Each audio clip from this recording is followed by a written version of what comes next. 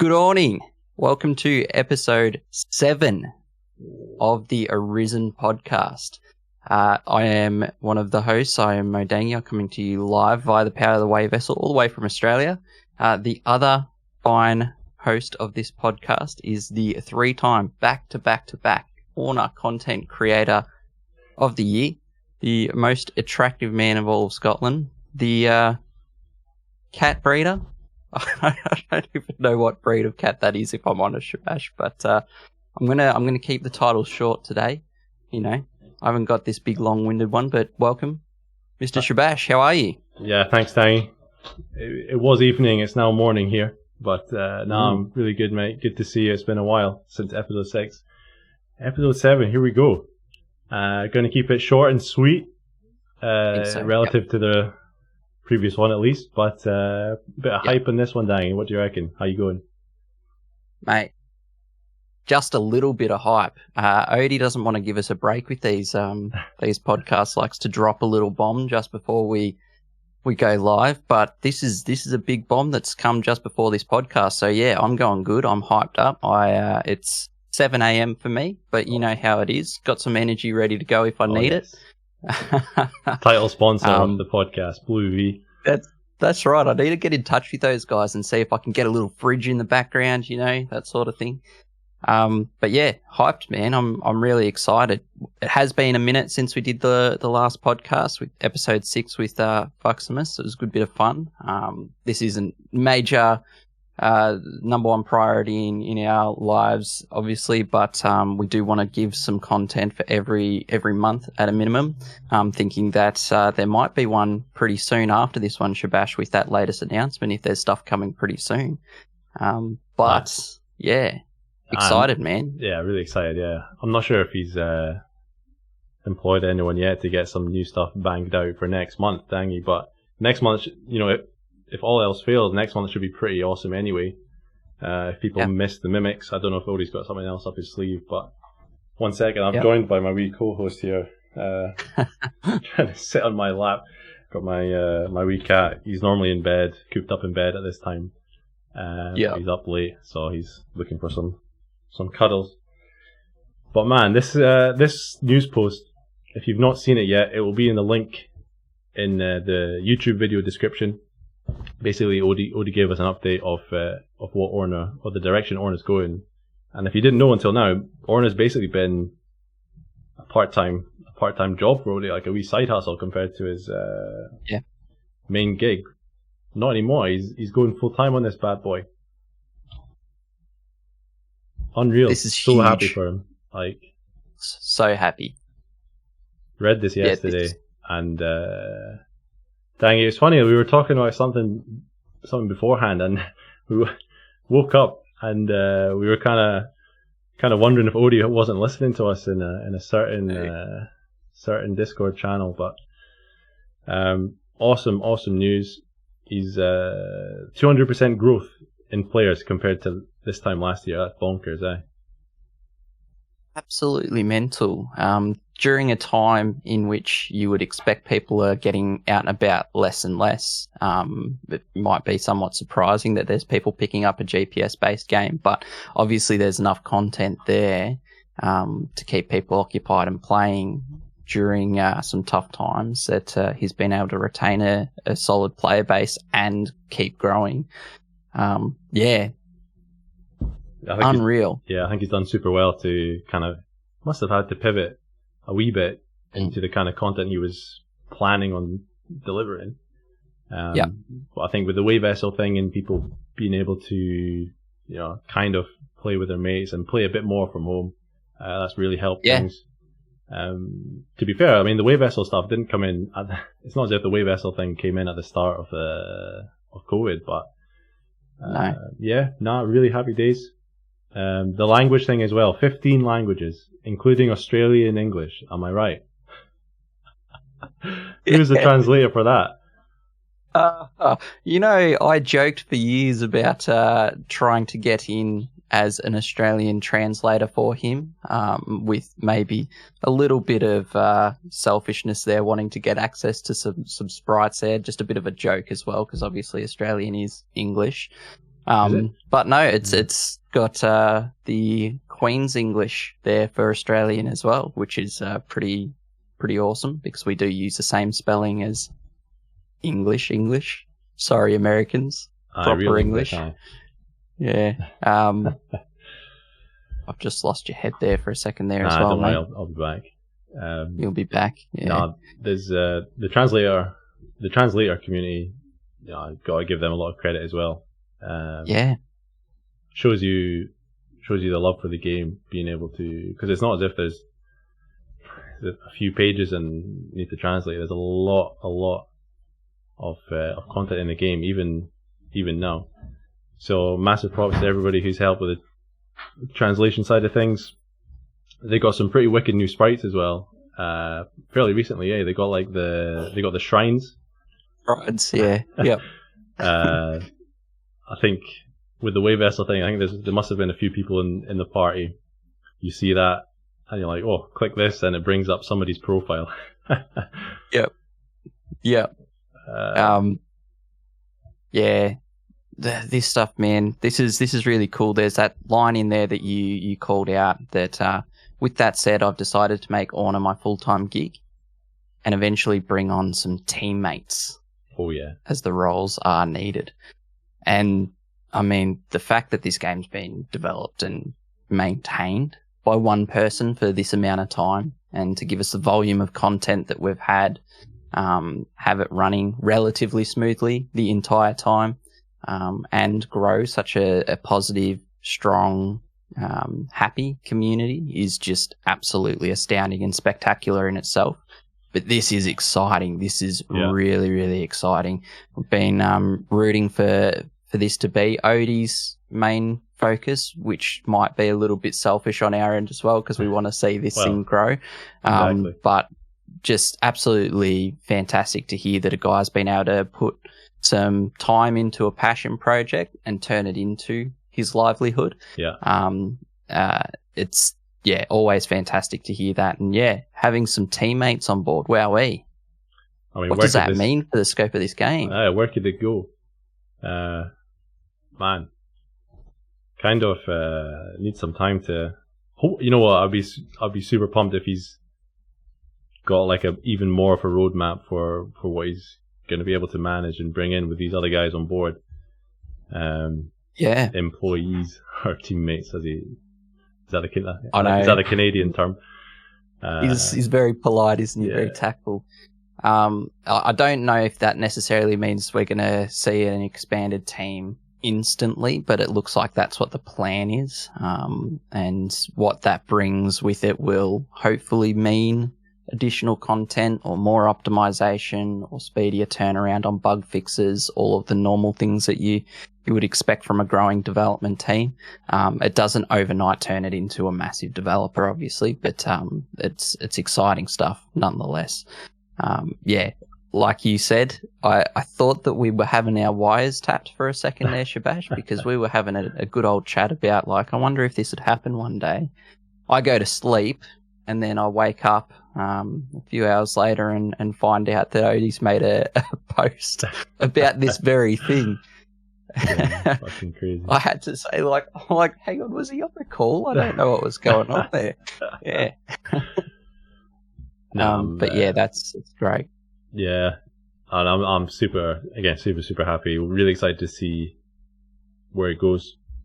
I think a lot of us who are more towards, currently towards the end of the game, I still know a lot of people who have a lot of goals at the moment.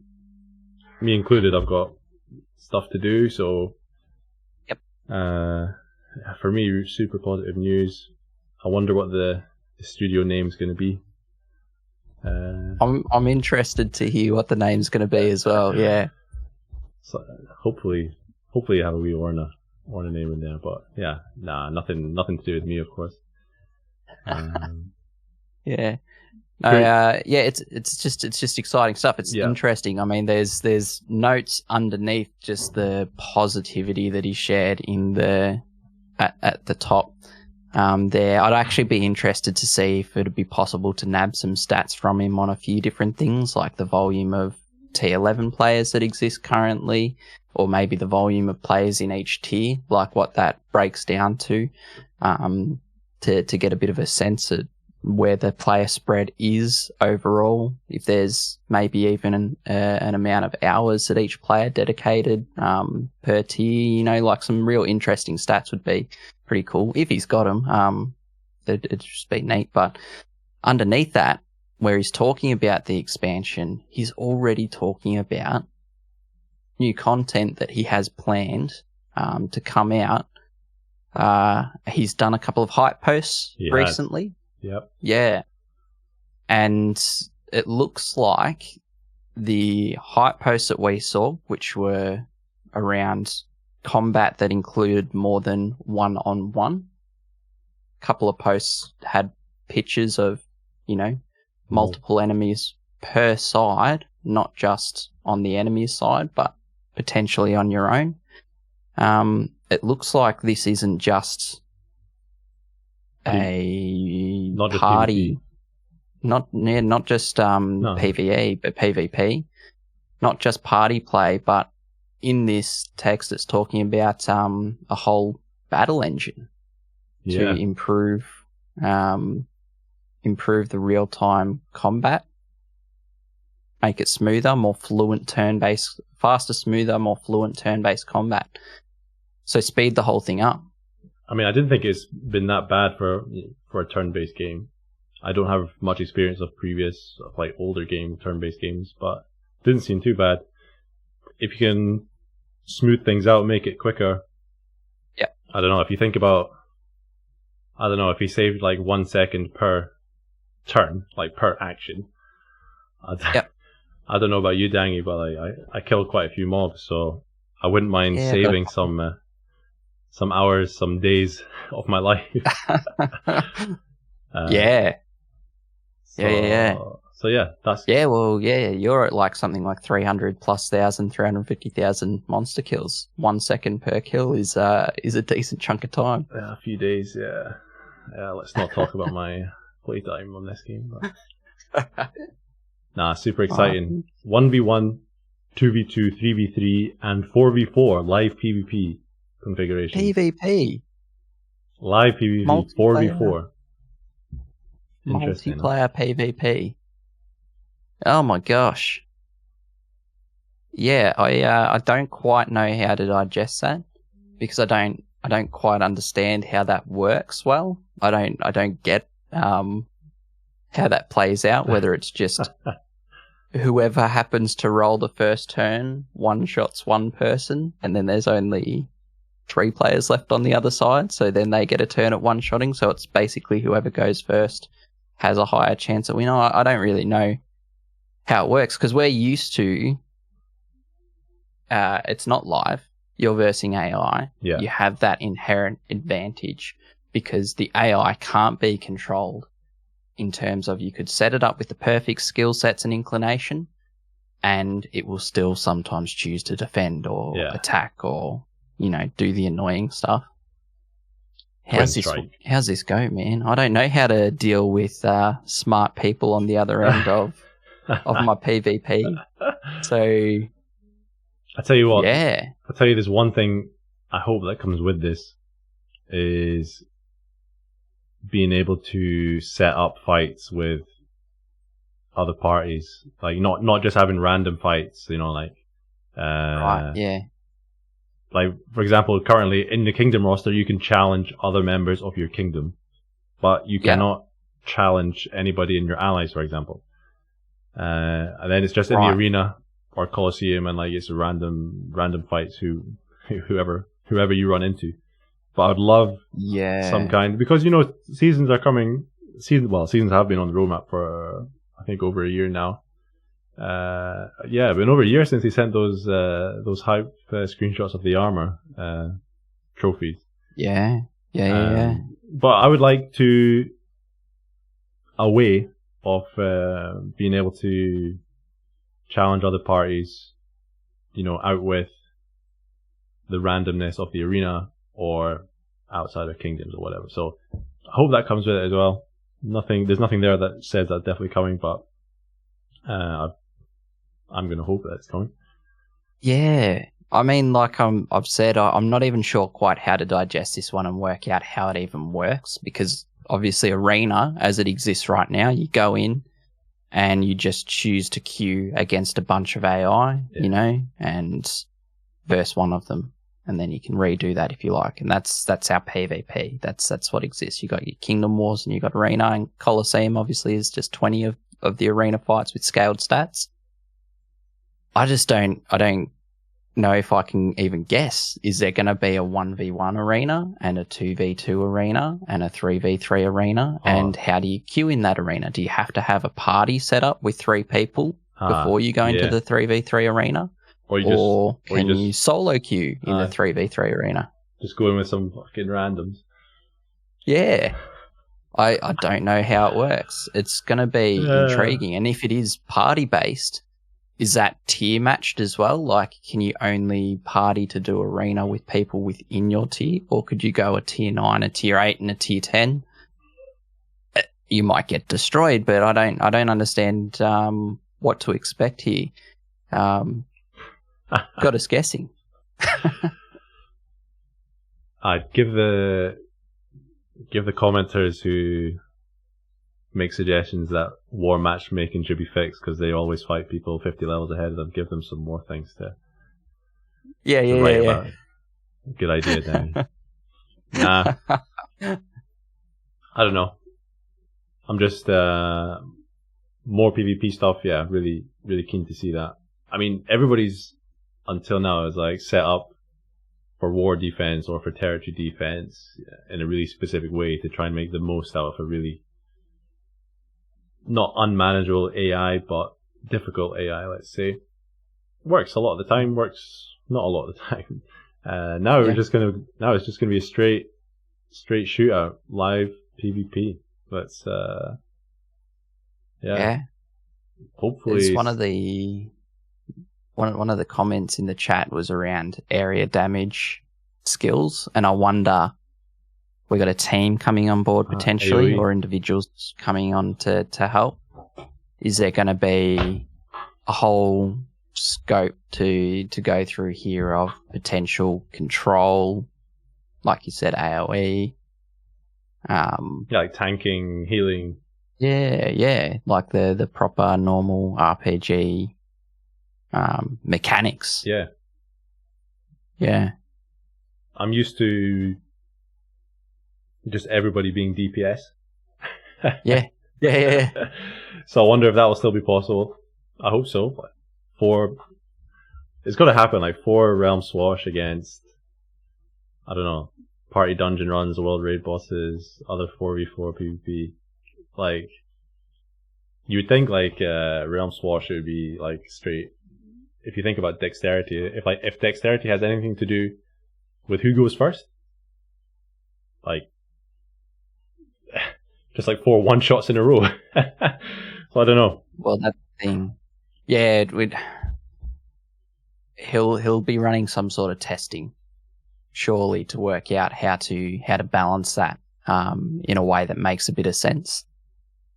I'd hope. It's a guess, but he usually lands with pretty intelligent stuff. I'm just I'm mega curious by that PvP stuff. The PvE is what I expected when he showed those screenshots. I kind of was thinking that we'd get to play with a friend. Yeah. Now I'm thinking that we get to play with 3 friends, because it's got 1v1, 2v2, 3v3, 4v4. So the party stuff. You think it'll be 4 people in a party, not 6? Well, it could be 6, I guess, for PvE, right? Like, you got 6 people in a party currently, but I don't know. There better be some that on a screen. Hefty dungeons, hefty rewards. Yeah. And how does that get balanced out with, if you've got extra people, why is it not just suddenly easy mode, right? Like, it's already easy to run through a dungeon. How is that compensated for? Are the stats scaled? So is an enemy just more difficult if there's 2 people, twice as tough? Or is there something else there to balance that out? But yeah, the party-based PvE stuff I kind of expected. Sort of thought it might be dungeons. I know that there was it was on the roadmap about party world raids for a little bit, and it's got the live turn-based world raid boss battles. Yeah, I don't know how that's different. Yeah, to what it is now. See you, mate. To what it is currently, yeah. Because raids now, you can kind of see the guy next to you going live. So I don't know if this will be. It says live turn-based world raid boss battles. It doesn't say party world raid boss battles. So if there was party there, maybe you have those mechanics that we just talked about. People buffing up other players or taking aggro, this kind of thing. So. Yeah. I've. Because it's got a call out to turn-based, it sort of made me think initially the way it is currently is your race. You're racing your friends to do the damage as quick as possible. Yeah. If somebody's got a better connection, a better phone, or doesn't have a kid screaming, or doesn't have, their partner asking for help, they can get their damage done quicker. Yeah. But maybe it is that when you enter, you have to wait for them to take their turn before you take your turn, if it's turn-based. Maybe it's very similar, but it's like that. Could get yeah. Chuck out the guy with the bad connection. I used to have. Yeah. I used to play on really, really bad ping back on the island. So. Yeah. Bad memories of that kind of thing, but yeah, we'll see how it goes. In any case, if it's this whole thing seems to be promoting, party play, and this is Daniel, I'll lay the floor for you here, but because we had a couple of conversations fairly recently of saying how for most people, and not necessarily the people who play top 100 leaderboard, etc., but for most people, Orna is mainly, a commuting game. Play on the bus, play on the train. Yeah. Play on the shitter when you're taking a crap at work, this kind of thing, Play for 5-10 minutes, do a wee dungeon on the road if you've got time. And then, you get hooked. When you start off playing like that, I think a lot of people start off playing like that. Yeah. And then, if you're playing in a party though, if you're setting up a party play, I don't know, I don't think there's any way, if it's still turn-based, and not super live, I don't see any way how having a second person in your party still taking turns is going to be quicker than just soloing dungeons and stuff. There's going to be more time there. So, I don't know, potentially, your idea that you were saying was these new party mechanics could incentivize groups of people to actually sit down and have a proper gaming session, and actually have their gaming session be Orna rather than have Orna sitting on the table on the side and you do a raid in between matchmaking on another game or something like that. Yeah. It's a brilliant summary of essentially the concept there. Basically, like you said, at the moment, if I'm jumping onto game for the night, the people that I'm coordinating with are not my Orna friends. They're people that I'm playing a different game with. Yeah. And I jump on with Orna to quickly do my Kingdom Gauntlet, or to quickly do a war matchup, or maybe to do some arena in between queue times somewhere else. And then, Orna is kind of like my secondary game a lot in that sense. It's not really, because I spend that much time with the community and all that other stuff. But yeah. But, it's a really interesting and exciting idea to me if Orna can become my gaming session for the night. So if I can line up with you across the world and have some sort of voice chat where we're sitting there and we're playing as a party together, and now we've got these way vessels that got added in not too long ago. It's cool, I've actually got a way vessel in my party that has 6 gauntlets. It's awesome, great, I have one with 5. Do you want to knock out 11 dungeons together? We can jump in, we can run through it all, and we can have a chat. And if that expands out further and further, and if there's a way to make that a longer form factor, it would incentivize me to want to play with my friends and talk to them while I'm playing. So if that meant that it would take us to do that somewhere above 30 minutes, an hour, 2 hours to get through that content together, it's interesting because to me, a game is engaging only to a point with the content that exists inside the game itself. Yeah. The thing that really can make a game tip over to that next level of what really excites people and makes them think about it to, I can't wait to jump on and play it tomorrow or whatever, is those interactions that are human based inside of what you're doing within the game. So when you're jumping on with your friends and chatting and laughing because, Dangy stuffed up and caused us all to wipe on this dungeon because he didn't use spike shield, a skill. Yeah, something like that. That sounds fun. Like, that sounds exciting. Yeah. That sounds, to me, like a really, really big change to how we view Orna as a product. And yeah, it's got me pretty amped, really, especially with that added in element that he's now said. On top of that, I'm going to actually look at whether I expand this to get extra help. Oh man, whew. Could go MM Orna. We've got a comment there. MM Orna. Here's a good question from Knight though. Knight 411, great guy. What will be the pull-ups on the side game if you're playing Orna as your main game? What would you choose, Dangy? Oh mate, I've got no idea. That's my side game. But who knows? Who knows if you're in a party and you die in a dungeon, do you get kicked out and the party keeps pushing forward? Who knows? Surely can you get revived or what? If there is a healing, I mean, you'd expect. I said before, you'd expect some kind of healer to be available. Yeah. If it's just PvP based, this game, it's not. You can be classes, the same class in PvE and PvP. So, yeah, in that case, but if you're allowed to die and someone bring you back to life, that's a pretty strong mechanic. I would guess that if you rip it down, if someone dies, that's it, like game over. So the answer to the question becomes then, I'm not sure there's much downtime.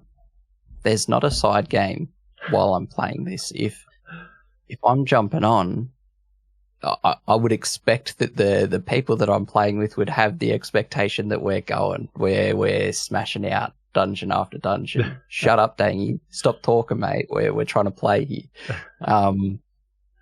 Yeah, I don't know, Knight. I don't know what the side game would be, but I'm excited that this might evolve to from being a potential side game at night time while you're playing something else to the main game. Yeah. Mine would be Sudoku, probably. Thanks for asking. So what else we've got? Thanks what for else have we got? Complete menu overhaul and visual refresh. Thanks for asking. So, have you got the screenshots there in the hype channel of the menu overhaul? I'll go grab them very quickly. I didn't actually pinch them out. So, playing this game every day for the last over 2 years now. There's been a couple of UI changes, but it's kept the general same theme of like the circular menu. My muscle memory on my thumbs are just ridiculous. Like go here, go there. So I don't know.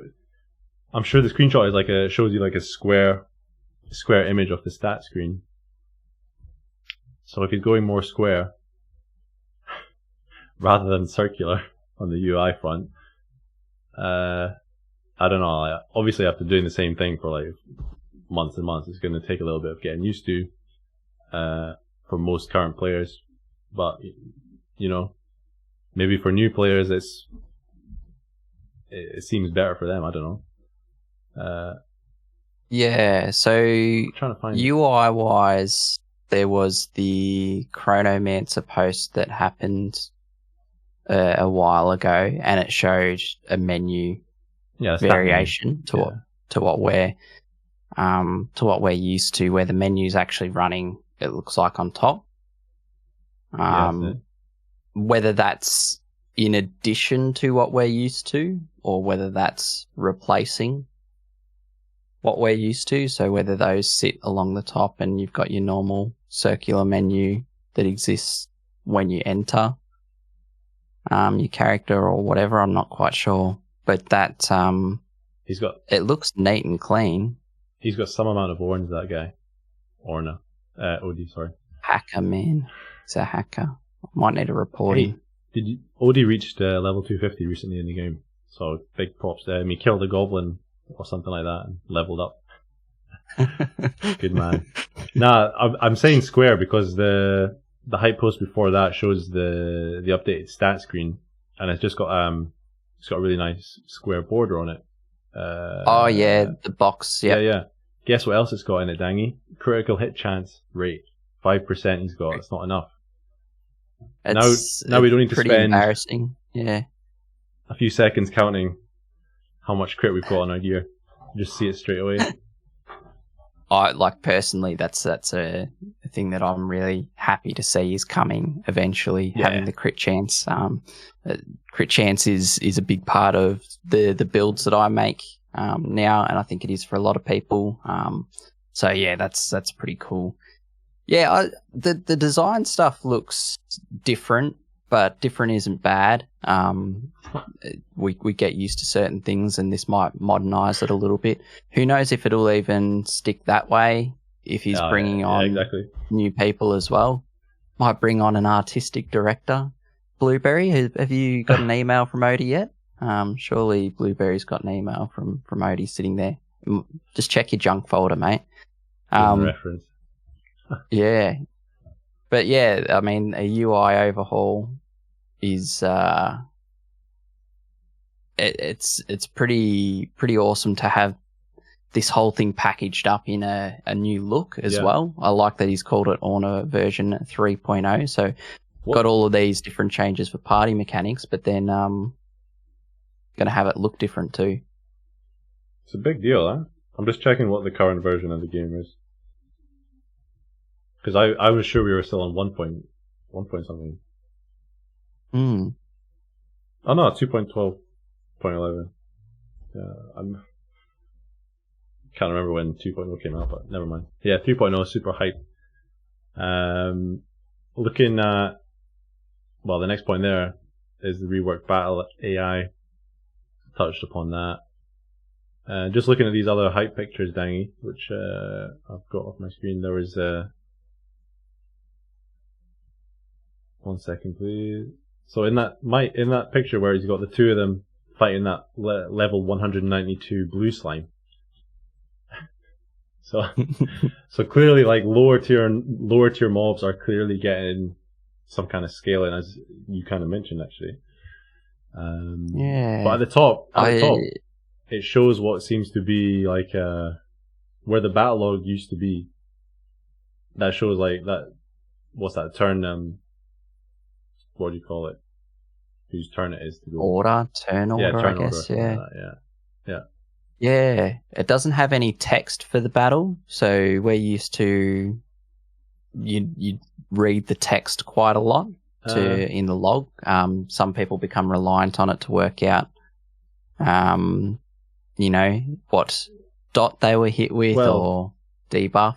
Well, Dangy, he did post a GIF when he was fighting two blue slimes and a draconian mage, and it's got battle text there, and it seems it's going pretty rapid. Yeah, okay. So it's in a different form factor to what we're used to.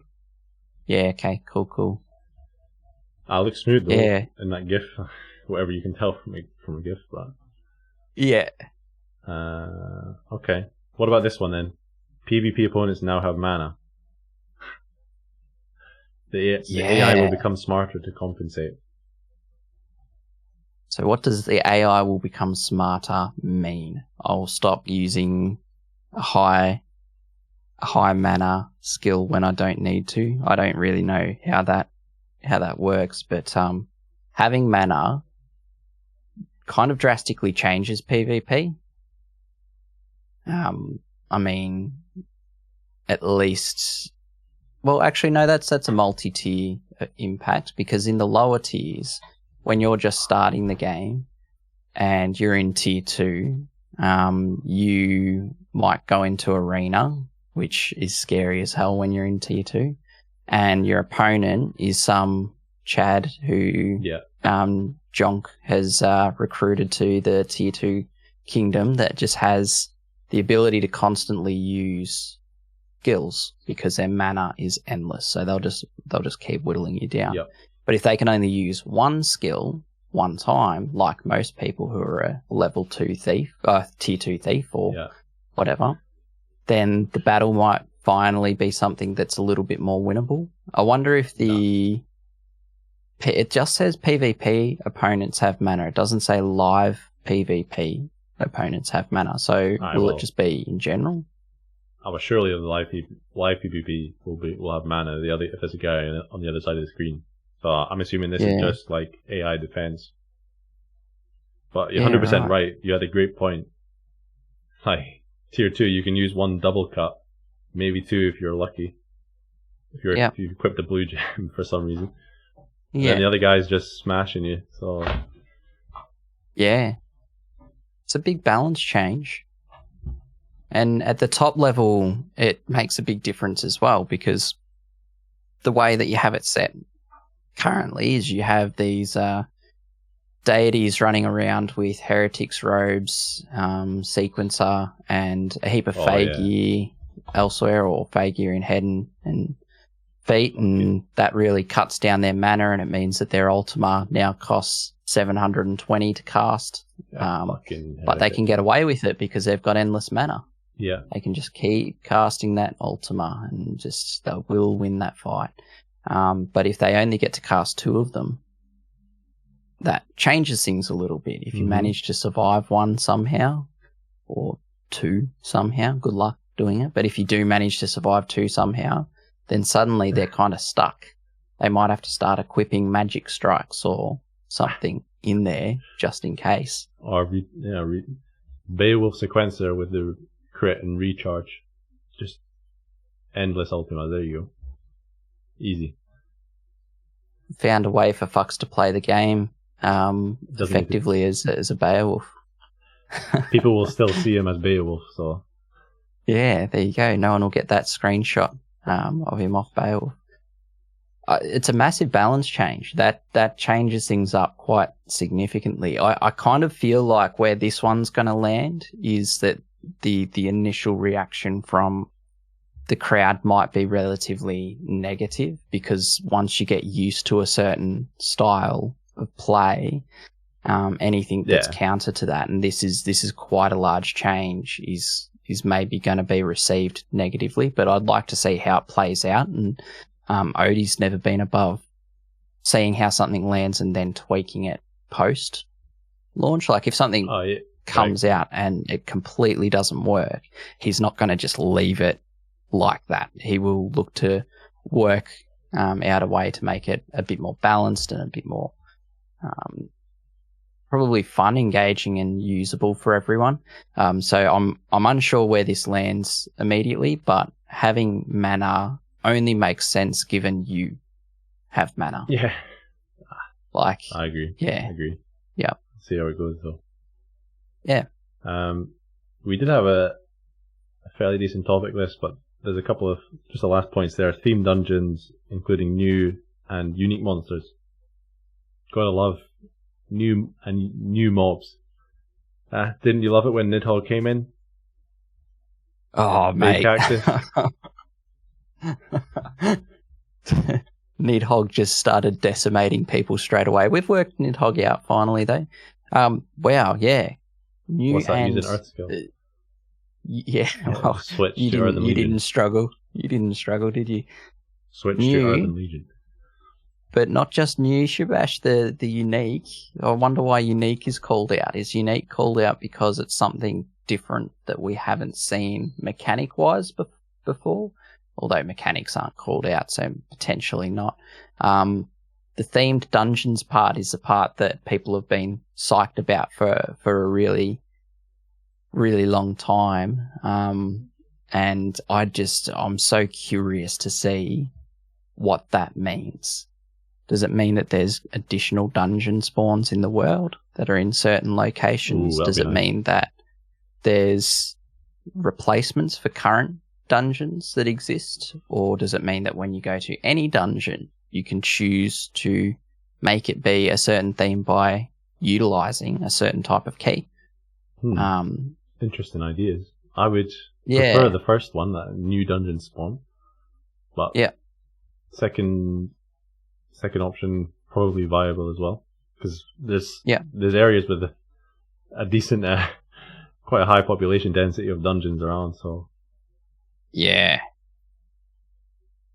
unique monsters. So like, surely that's, you have a certain themed dungeon, like a water dungeon or something, and then you have like a special water boss inside that doesn't just drop jewels of the deep.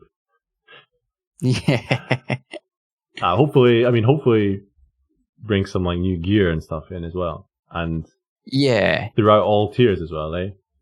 Because I would say kind of early mid game tiering, apart from like event gear, is, you know, if you talk about the base game, has been fairly stale for a while.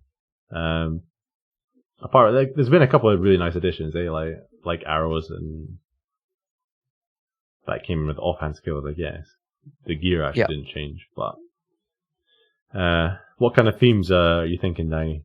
Like, my personal one is, I think the most obvious one for me is like biomes. Like, as I said, water dungeon, wood dungeon. There's already weather in the game. There's already these kind of biomes. Like, maybe that's a bit limited, but that's all I really. No, that's naturally where my brain went. Is like, you've got how many weather types are there? Do I even? You know that? I don't know. There's 3/4. Like, the sun and moon are technically the same thing. Just depends if it's night or day cycle. So you got, and then you've got rain and snow. The other two. And snow, right? And then there's the other one that we can access through the use of a scroll, which is all weather types at once. The Chaos Scroll. Yeah. That's naturally where my brain went, is to like different weather types. Like, if there was a way to get Yetis more Chaos reliably, dungeon. Or Chaos Scroll dungeon. Yeah, something that let you get to snow easier, water easier, wood easier. The woods earlier in the game are like a pretty big deal. Like, if you can get the bosses that spawn in the woods, like mimics, it's a pretty big deal for keys and like early in the game. I just wonder how it works. So, because currently when we go into a dungeon, we have to choose the tier that we want. Then we have to choose whether we want to do it as a normal boss or endless. Mm-hmm. So do you think themes will be a checkbox? I don't know. Slime dungeon would be legit. Arisen blue Maybe slime. We'll finally get the slime mage, the slime witch that drops. Oh man, hang on, like some sort of plant-based theme would be cool. Get those plants. I don't quite know what to expect with it, but that's naturally where my brain has sort of gone. Is catering to those monsters that have more limited spawn. What do you call it? Just rare like amounts. It's either that or families. So I think like the Orna thing? Monsters. Sorry, is that a codex thing? Yeah, like I think like the monsters sort of fall within like, and events do the same. So, like when we have the Nothran Legends event, it's all about the Nothran group. Okay. Yeah. So maybe there's Baylors. Baylor forces. Yeah, Baylors. Yep. Yeah. That Baylor sort of thing. gateways. That's the only real groupings that I can think to put the monsters that exist in Orna in are either the families or the weather that they spawn in. So that's sort of naturally where my brain's going. Yeah, biomes is my thing. Blue slime. I just checked the codex. I was just checking the codex there. Blue slime is a magical mob. Yeah. And resistant to physical as well. Yeah. Okay. Yeah. So theme dungeons though. This is something that's been. How long has that been on the? It's been a while now. On the roadmap.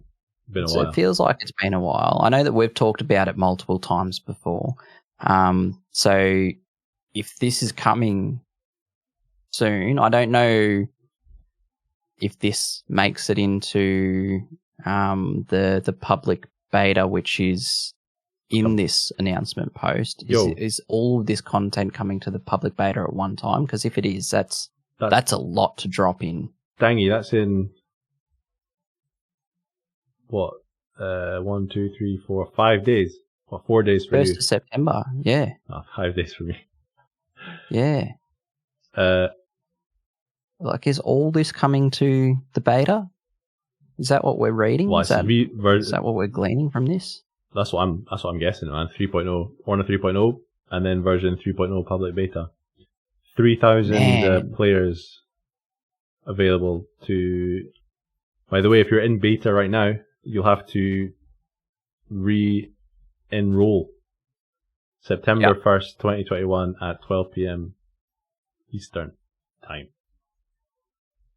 I know a lot of people who got mad when they left the previous beta and then it kind of filled up and they lost out on some.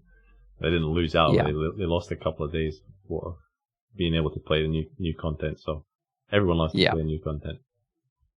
I'm actually interested by that because this seems like a lot of changes. It might be really smart to put it into beta from the standpoint of making sure it's landing in a spot that makes sense, because if you release it to the public and something's just completely broken, that wouldn't be smart. So release it to that group first. Nah, but I don't imagine that you could leave it in beta for long, right? Like if this turns out that it's a hit, how quick's the decision to go, all right, let's make this live. All right. Next day. Yeah. Because that seems like so much changes that people will want to get into it. And Banana saying that he's not keen to be kicked out of beta while he's asleep. Well, mate, just a little bit of commitment here. Just set an alarm, wake up, get back in the beta. It's worth it. It'll only be around 4:00 in the morning for you guys. It's fine. On a Thursday. I think for him it's only 1:30, so he could just stay up. Oh, is he easy peasy? Oh, is he in West? He's in South Australia. He's in Central. He's in a different time zone to me though. Australia's quite big. Yeah. Yeah. 3.0 coming soon. Like coming really soon, like next week, Dangy, for beta. For 3,000 lucky players, it's coming next week. Mate. What a bombshell and what a quick turnaround. I wonder if this is because I had noticed that Odie was maybe a little bit more quiet than he has been historically. He's usually, he pops into the Discord quite regularly and, occasionally has a little quip here or there.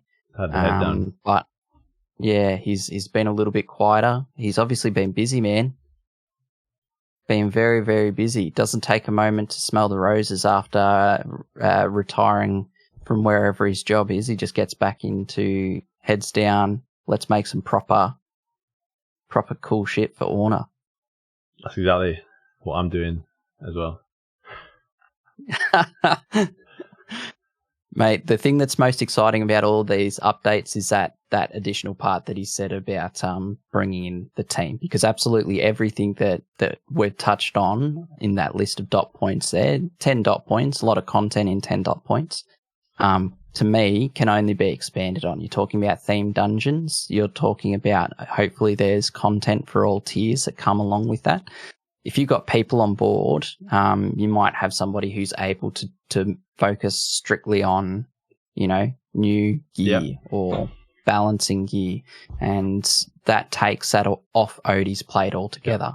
And then you've got somebody who might be able to focus on new sprites for new monsters, gone from Odie's plate, and he can focus on other stuff. That just sounds, that sounds amazing. The scope just feels that massive at this point in time. 10 bullet points. I didn't even count them.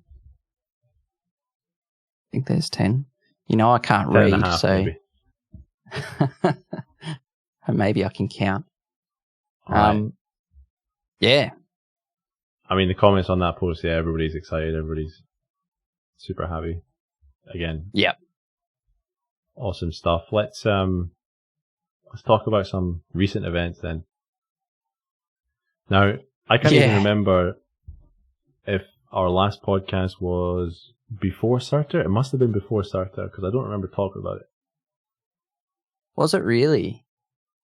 You know what? If you give me 10 seconds, Dangy, I'll let you talk about something, and I'll just check when it was. Yeah, that's fair. I mean, like, Serta in itself was what we expected and had the impacts that we half expected based on history. People went absolutely crazy raiding the guy. July the 4th. Kingdom Orns were,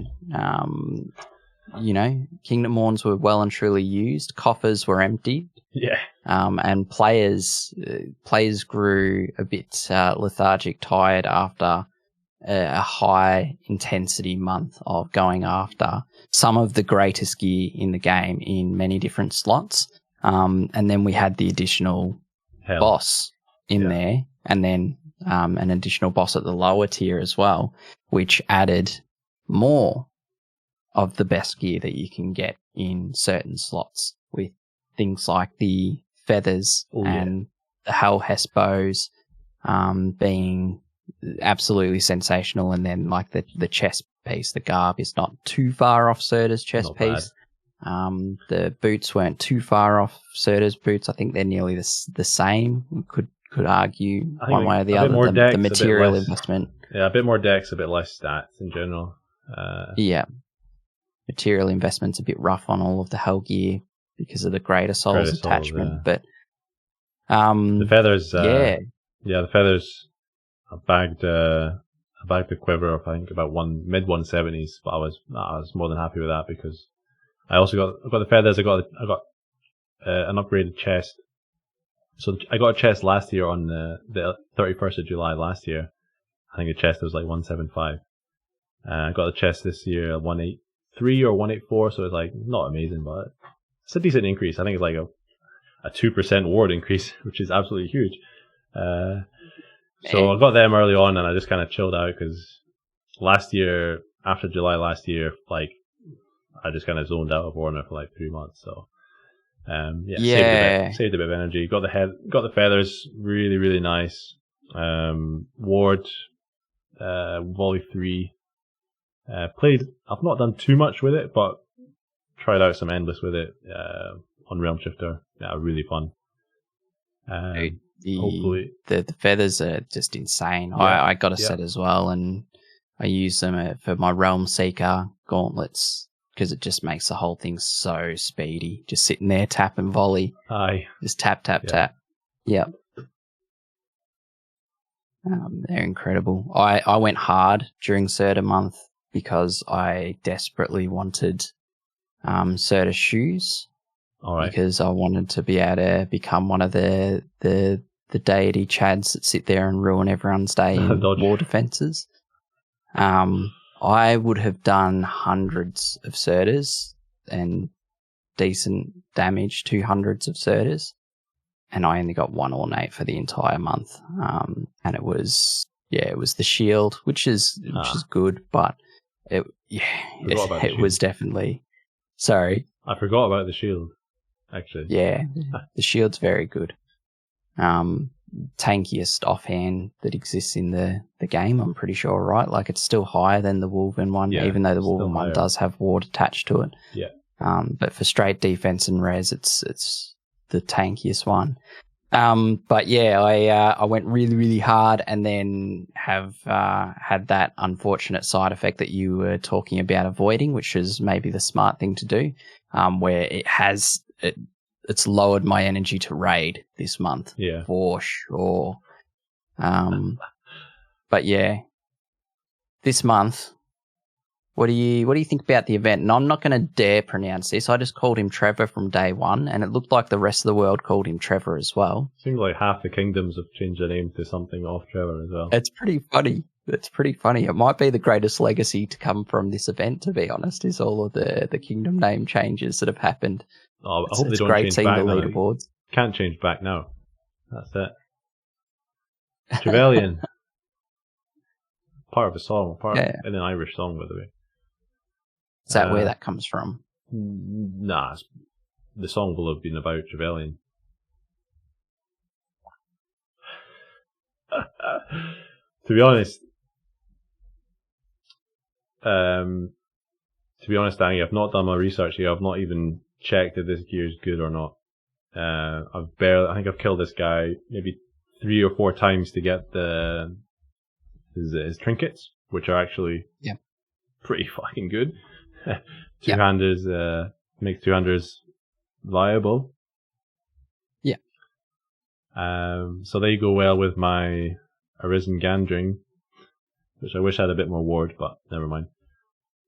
So I think the lower tier version of those amulets give a 10% offense boost when you're wearing 200 weapons, and you can wear 2 of them, which are stacked together, and they are like flat multipliers. It's like 1.1, like on top of everything of your offensive stat. So it's not just of the weapon stat; it's of your offensive stat. I'll have to double check that, but I think so. Yeah. I think it's a straight multiplier, and then the higher tier version, the Arisen version, is 15%. So whack 2 of them on. Heavy stuff. I think you made a comment which probably speaks a little bit to this event in general. Is it's sort of followed 2 really intriguing, fantastic gear months. And then this one's come in, and the gear doesn't seem, in most ways, to stand out really from what you can get from other sources, which is really what carries an event from a raiding perspective in, say, like Kingdom raids, I feel, anyway. So when you've got stuff in there and you're looking at it and it's like just normal gear that's got defense and res and no ward, no status immunities, no special tricks. I don't know if that excited people a huge amount. I know that the mage stuff that came from it decreased the mana costs, but that trick, I don't know how useful that is. Maybe you wear 1 piece for gauntleting so that you don't have to use a mana potion. Yeah, I've lost your head, by the way, Shab. Yeah, sorry about that. It's No, you're right. Slight issue. But yeah, I think like the coolest stuff to come out of this event actually didn't happen in the Kingdom raids at all. It's, even though there's the charms, which granted are pretty neat. And I didn't use it for the Gandring. You spoke about Gandring with me only yesterday or day before. Yeah. Thinking, you could actually use that with Swash and Gandring and get quite a punchy stat out of it. But it's probably the pet and the gauntlet boss. That's probably where the excitement lives for this event, right? What gauntlet boss? Yeah, Melodious. Never seen him. I've only done 1,000 dungeons this month, and I've never seen him. I think T11 got a bit shafted, right? It's pretty rare. Meliodas. With his bit of ward gear. Pretty nice gear, actually. Just super really freaking good rare. gear. So when something's that rare, I like, unless it's like god tier item, like I'm not going to chase it. If I get it, cool. If not, I'm not going to chase it. If it happens, it happens. The Lindworm pet, I've been seeing some fucking awesome numbers. When I get back to playing pet builds, can't wait to try it out. I also bought it on like my tier 7 alt, so I'm going to try that out with some Dragon Knight, or even or first it'll be Paladin Beastmaster stuff. Can't wait for that. Mate, how is that for such a low tier pet? It's a monster, that thing. Beast, that mark and execution as a mechanic, I think, is so cool. Yeah, it's cool. I know that the raid boss has that as well. It's such a cool mechanic. I occasionally get caught out and decimated by the execution. Fucking wrecked. Doesn't it do like 50 times the damage if you've got the lion's mark on you? Yeah, something insane like that. So then you have to actually consider using that penance to get rid of the mark just to survive the hit. So yeah, it's interesting. I like that he's exploring mechanics with each event.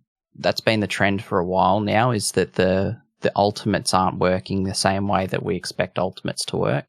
So that's really cool. But yeah, the gear from this guy in Gauntlets, the False King stuff, I'll be honest, I haven't checked out as much to see if it's good. I'd imagine for the tier it's very good.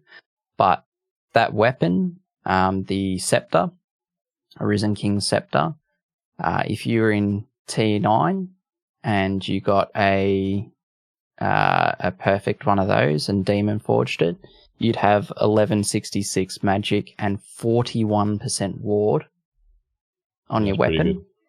Pretty good. That's mental. And then the hat, the Arisen King's crown, if that was a perfect Demon Forged, you'd have 33% ward. It's got 9 slots, so that's a decent chunk of ward right there. And then decent HP and mana to go along with it. So you got 158 of each to go along with it, and it's got low defense and res, so even a perfect would be at 158 of each.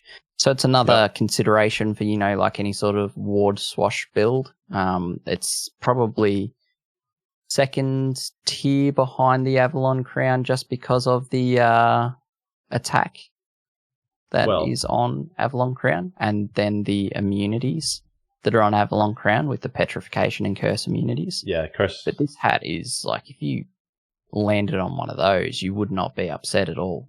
Well, I wouldn't know about that, but I would definitely prefer an Avalon Crown. Curse immunity. You did mention, sorry about drop the camera for a minute or so, but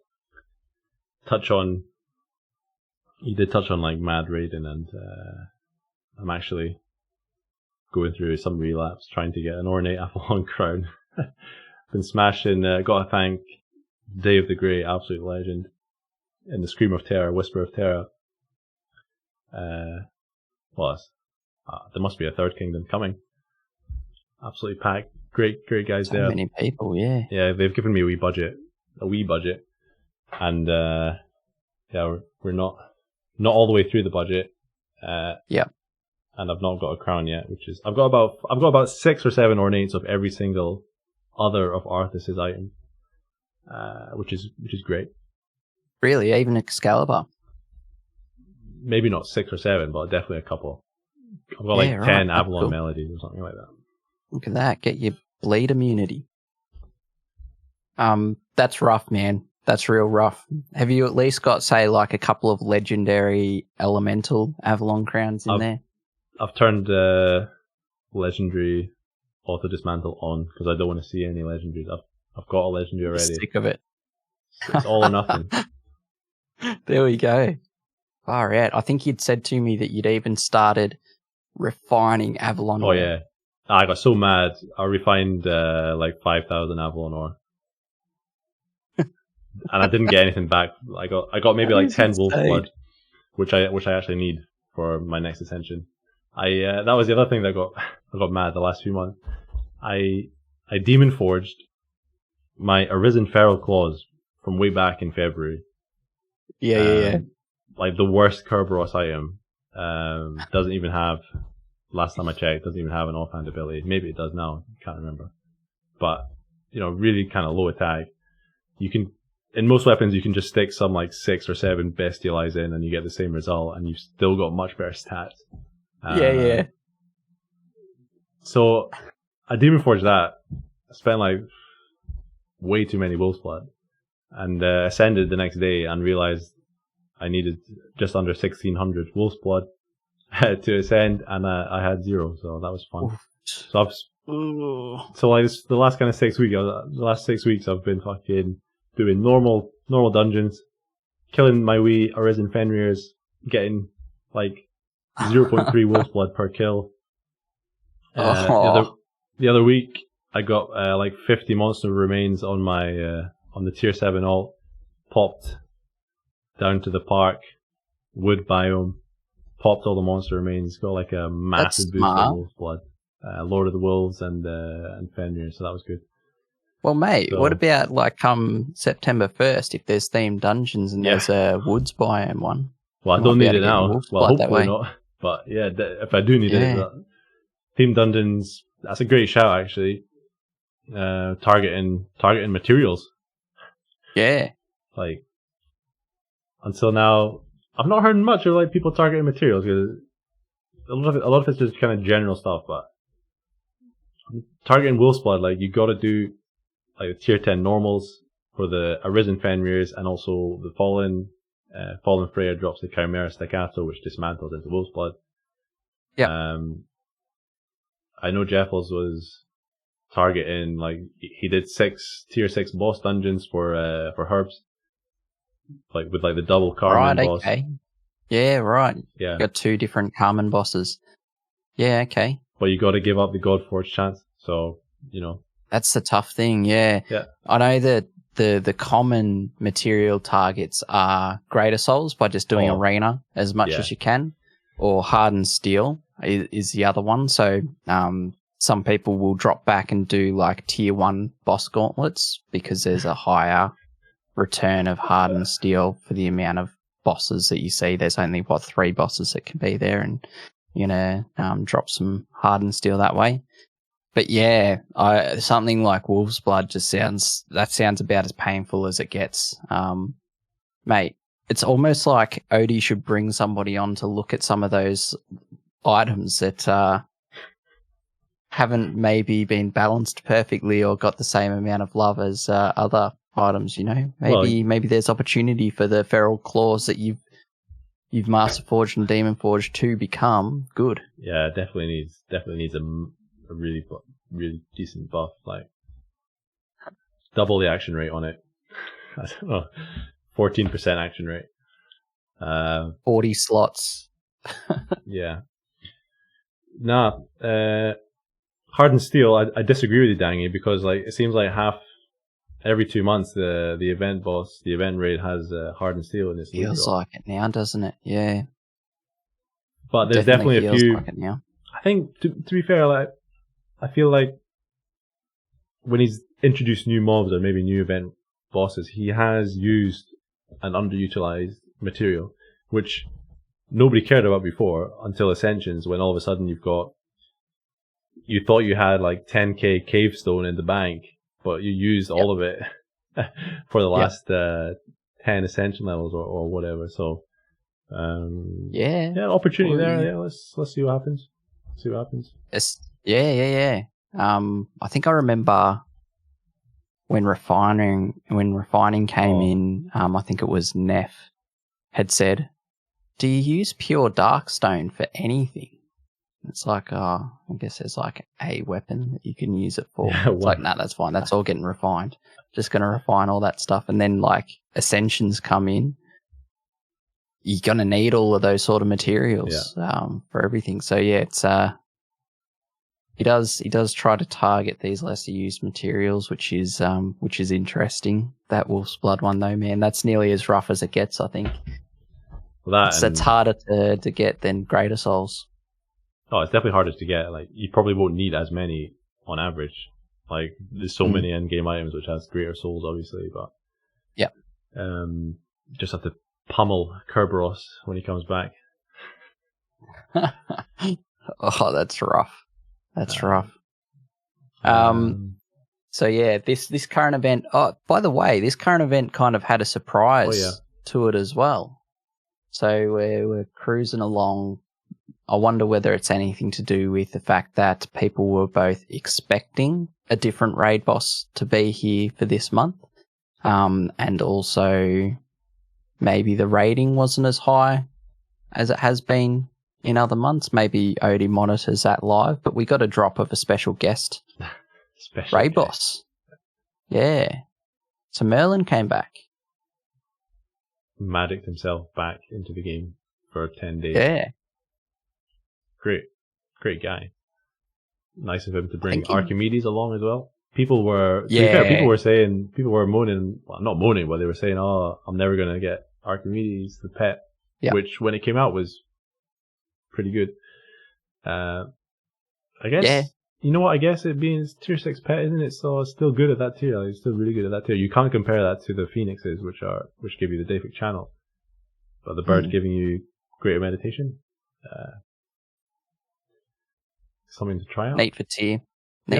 Yep. And I think that Merlin in general is just like a popular raid boss. Yeah. I think that everyone's journey through has included Merlin at some point in time and been excited by a loot table that you literally have to scroll through to look at all the items. And it's got an interesting... It was probably one of the earlier bosses that I encountered that had like some interesting items. Like the shield was so interesting because it had HP on the shield. I think I was kind of glad that Merlin got a little bit of a showing. The thing that it did do though, which sort of stalled a few of us, is that this month was fantastic because it was one of the first months in a long time that there's only been one additional raid boss falling inside of the summoning scroll pool. Oh, yeah. So like for a while now, we've been getting two, which are the event bosses that are typically the Kingdom raid bosses as well. So when they're the Kingdom raid boss, it feels really bad to get it inside of your summoning scroll. Outside of maybe final day, if you haven't got the items that you want to smash out a heap of summoning scrolls to try and get last chances. But if your kingdom is capable of maintaining those raids, getting them in your summoning scroll pool can be a bit rough. So what people try to do is hold out for months where there's as little dilution going on as possible. And as soon as this month started and we sort of worked out that there was only one extra world raid boss. I don't know how you played it this month, Shabbash, but I burned so many scrolls this month to finally get my War Adorns from the Third Horseman. Okay, so you're fully binoculared up. Fully warred up. I don't have Hellhests, nor do I even have good Surtur's swords. I'm only using common ones, but I have 14 War Adorns now. I summoned a heap, killed a heap, was getting close. Then I started just trading like crazy. I'm like, the way vessels have allowed me to do that, and say to a couple of friends or put on your server, put on other servers. If anyone's got thirds and they're done with their thirds, I will give you anything. You want a Yeti? You want, Ashen Phoenixes, you want hits on Morrigans, I'll give you that. Just I want these thirds, and managed to get it knocked out. So it was a good month in that sense to have less dilution in the pool to be able to use that and get a better chance at those third horsemen. Not a bad shout. I wonder if you could have been patient for another month and waited for the mimics, for the Mimic King, the mightiest mimic. But do you have a good chest? Do you have a good Fey Yeti coat? I have an ornate Fey Yeti coat. All right, okay. So that's partially what changed my decision making personally, because I was saving for the mimics. I'm like, whenever they come, I'm going to use every scroll I have, because I'm hopeful that it's the monthly event, to be honest. I don't want it to be added in as an additional, 10-day or 1-day event, because that does that whole dilution effect, which we're talking about. If you have it as the monthly event, you've got essentially 2 bosses that could potentially drop that Fey Yeti coat for you in the Fey Yeti itself and the mightiest mimic. So I'm really hopeful that happens. And that was my plan, was, wait for those mimics and use all my scrolls. And then a friend let me hit one of his Fey Yetis, or maybe I used a couple of scrolls and we killed them together. I don't remember, but I remember screaming. I was like, oh, what the fuck? Oh my God, I can't believe I got it. He didn't seem to react nearly as much as I did. But mine's I think it's like a 185 or something. So it's actually not even that bad. It surpassed my Godforged Arisen Surta's chest already at Demon Forge. Oh, nice. So if I Godforge that thing, absolutely mental. I think it's got like 715 HP and mana on it. Yeah, absolutely mental. So the mimics are your best chance at getting Fey Yeti coats. You're dead right, because you got those two bosses that can drop it. Yeah, I'm saving my scrolls for another time. That's fair, man. That's fair. I think I'm on 100 right now. I had put my threshold a bit higher than that, but then I kept wanting thirds, so I think I'm sitting on just about 100 scrolls right now, and if mimics come out, I'll just use them all. Do you want to know how many I've got? Tell me. Hit me. Taking so long to load up, I've got that many. Oh, wow. Now, 433. What the hell? 400? Yep. Oh my God. In the bank. Earning You're prepped interest. for an event. You are prepped for an event. Gee. I wonder which one. Yeah. Nah, man, saving them for a rainy day. Yep. Also saving them for my dungeon masters. No, they're not my dungeon masters, but the dungeon masters in the Orna Legends server who are selflessly offering up dungeons. Gonna have some fun with them when I do decide to use them up. Keep them happy. Good guy, Shabbash, hey? Far out. Gotta do what you gotta do. People. Slight public service announcement. If you are coming into the Orna Legends server, by the way, and you're specifically looking for dungeons, and you see these guys, a lot of them day in, day out, handing out invites, please don't ask them to ally you. Yeah, send them an ally request. Do put a tiny bit of effort in. Say please, say thank you. And you'll get access to like 1 million dungeons a week if you want. So give something back, make it easy for the guys. On that note, if we could get some ally list features, that would be nice as well. You can't search for anybody. It only shows 100, like the 100 most recent people online. So if I wanted to, when you go offline and fucking Eastern Australia or wherever, and you sent me a message, I can't find that message, typically. Yeah. That sort of functionality would be handy. Yeah. Like any sort of party management stuff is actually, at this point, not just a nice to have. It's getting to be pretty essential, because you're talking about people who are managing parties that are at a maximum of 6 players, and they're trying to send out invites to lots of people, and some guy does his dungeons, doesn't say thank you for it in the first place, which really annoys people, and then falls asleep. Yeah. And doesn't leave the actual party. And then there's nothing anyone can do until that person wakes up and decides to leave the party. What? And what almost invariably happens with that stuff as well, Shabbash, is the person that's been asked to leave the party after getting a free ride gets annoyed for getting asked to leave the party as well. They're like, oh, sorry, I just fell asleep. It's like, come on, man, come on. So yeah, if there was some sort of party leader controls in there where you could manage things a lot easier, you could kick people out if need be, you could search, like you said, rather than going through the ally list, finding the person, expanding a menu, hitting invite to party, maybe there's just a party menu and you go in there and it's like, all right, you got 6 slots. On this slot, hit invite and then search. Yeah. Search your allies and just add them in.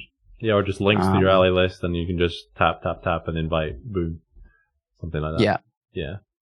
Hopefully, yeah. I mean, not been out that long, but no. Dangy, we were going to keep this one short, mate. Let's. What about we finish this one up with your latest and greatest suggestions? Now, you can probably tell, like, I can sort of tell, like, the game has grown and grown.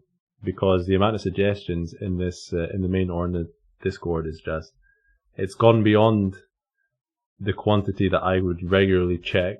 Like, I remember going in, having a detailed look at stuff, and like I'd go in a week later and there'd be maybe another 10 or so, and you can keep up, and you can actually easily check if you want to make a suggestion that's already been made before. Now it's like, I don't know, Danny, you will know better than me how many new suggestions we've got a day, but it is getting pretty crazy. It does make it harder to track a little bit, and I wonder if there's a way that could be managed in a different, easier to view way, where, you know, top suggestions somehow trend in a way, and you can go and have a glance at what are the hot ones for this last week, and maybe that needs to tie in with the Discord thread features or something. I don't really know. Or maybe they just need to be pulled out into a separate channel altogether. But there's so many new players that come in with so many ideas. And it's not a bad thing. It's sometimes it's not a good thing. Sometimes there's a little bit of like, let me jump to an idea before I've even learned the whole thing, which is okay. That's just eagerness. So gotta treat that the right way. With just, you know, there's excitement, so that's a good thing. But yeah, it is getting pretty crazy. It makes it a bit hard to go in and read now, because there are so many. But I thought that I'd just do something light here because of the topic list that Odie put out around some of the changes, and I thought that I'd just touch on a couple of suggestions. One of them was around a suggestion to add themed gauntlets. So this is a real light suggestion that just says add themed gauntlets that can spawn particular types of mobs, such as Fomor, Draconian, Beasts, etc. This could even include visual thematic changes. Guess when that suggestion was made? Well, seeing as you've asked me the question, I'm going to say this time 2 years ago. You'd be about spot on. It was made in 2019, late 2019. Oh, that's about when it went on the roadmap, right? Is that when themed dungeons hit the roadmap? Well, I don't think have a date, but probably. Yeah. So that's crazy. It's sort of. How did you find that? How did you find that? How did I find that? Just went to the suggestions channel and searched themed. Okay. Yeah, and then just had a scroll through. But yeah, that was made in November 2019. There's been other of the same or similar since. One of the more recent ones was around themed gauntlet keys for themed dungeons, and I think we've already touched on this one on the podcast itself around fire keys should open up dungeons for fire mobs. Yeah. That sort of thing. So that's a different take on themed dungeons. One of the ones that we talked about, is it going to be a consumable to open these things up? Who knows? That could introduce a new gameplay loop. Then there's suggestions for specific themed dungeons that have actually gotten decent upvotes. Okay. There's this one here called Fallen Bastille, which would be a world-themed cooperative content. Themed gauntlet cooperative content. So I don't know, I didn't check the date on this, whether this was made pre or post the roadmap edition, and specifically Odie's mentioned the party stuff more recently, so maybe it was made after that. But towers generating powerful magic energy. Fallen Bastilles amplify the falling, generating a series of adverse effects on all nearby dukedoms.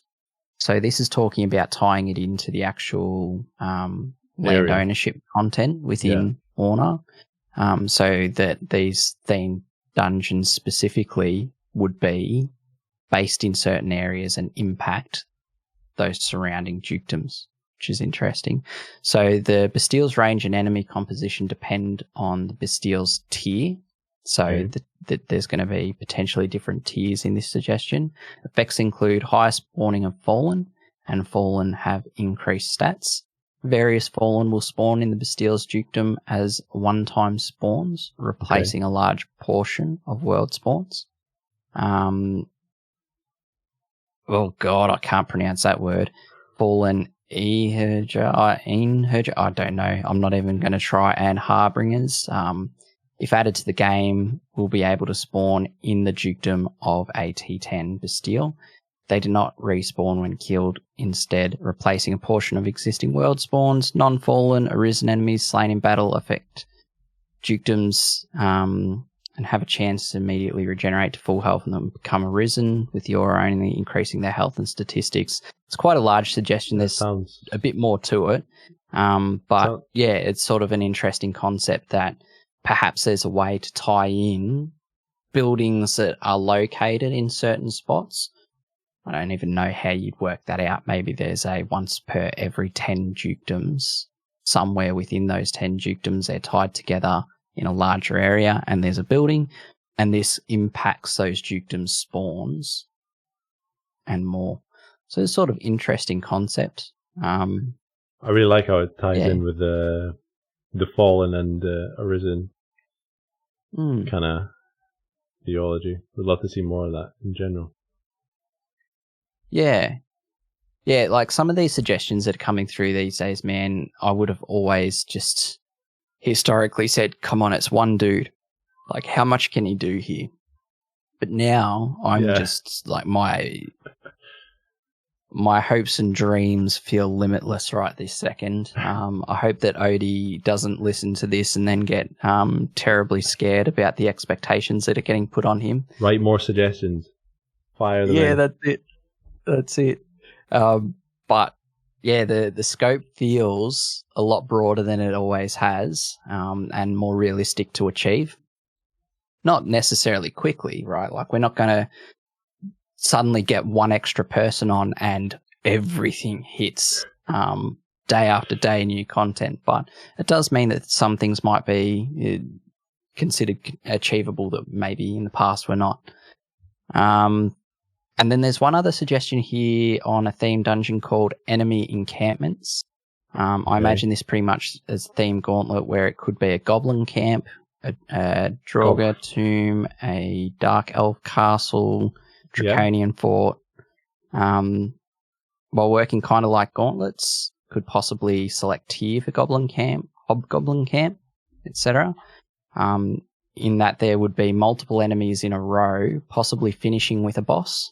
I imagine these spawning similarly to bosses, where when cleared, they may respawn later, or a different or new one could. Mostly thought it could be a nice way to help with those kill 18 hobgoblin quests when you're in multiple tiers above that, but don't know if anyone else find that helpful. But anyway, that got a lot of upvotes. It got 49 upvotes, only one downvote, which felt kind of like it was just those typical people that goes through and just downvotes every suggestion. I don't know why people are like that, but some people are. So that's an interesting concept, that one, because that's not talking specifically about what a good concept for a themed gauntlet could be, but potentially an additional randomly spawned building that lets you smash out real quickly 15, 18, whatever, 20 of a specific type of mob with their boss at the end of it. Love that. I love that, actually. Yeah. You know, as long as they're not ridiculously rare, like you drive 5 hours and you don't see one, or you see one, or you see one goblin encampment. So there'd be temporary sort of things. So just thought it'd be an interesting little addition to some of the suggestions, or the notes, I should say, that Odie's made about what we can actually expect coming, to maybe get people a little bit hyped about what the scope is potentially for additional stuff that could come in future.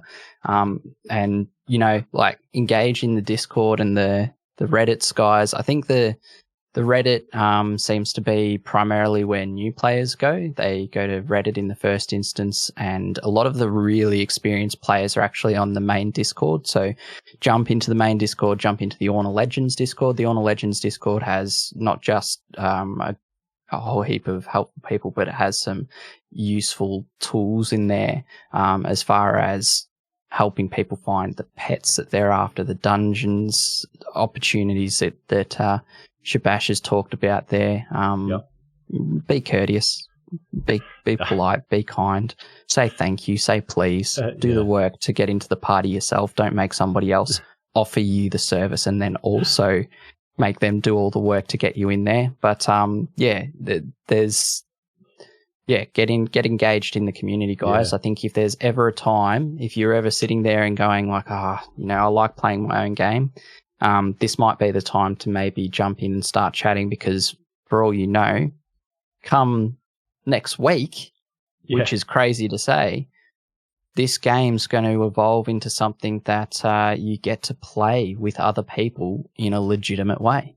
We can do some party mode, endless goblin encampments. Mate, great show. If there's the ability to do like party endless or something like that, I'm booking some time with you, and we're going to have to bang out some sort of video, because that sounds exciting. That sounds like there's nothing else I would want more in the world, dang. A Friday night with the boys, smashing out some endless. Couple of V's. Misclicking on floor 10. And then ripping all my fucking gauntlet keys, mate. We wiped to a bunch of skulls. Sounds great. Dang it. I'm fantastic stuff. Gonna thank you, and then gonna let you go grab some breakfast. Been a good one. I think we'll be back fairly soon. What do you reckon? I think so. There's been a bit of a spell with this one. Obviously, it doesn't always happen month on month at the same time, but we will try to get content every month where we can.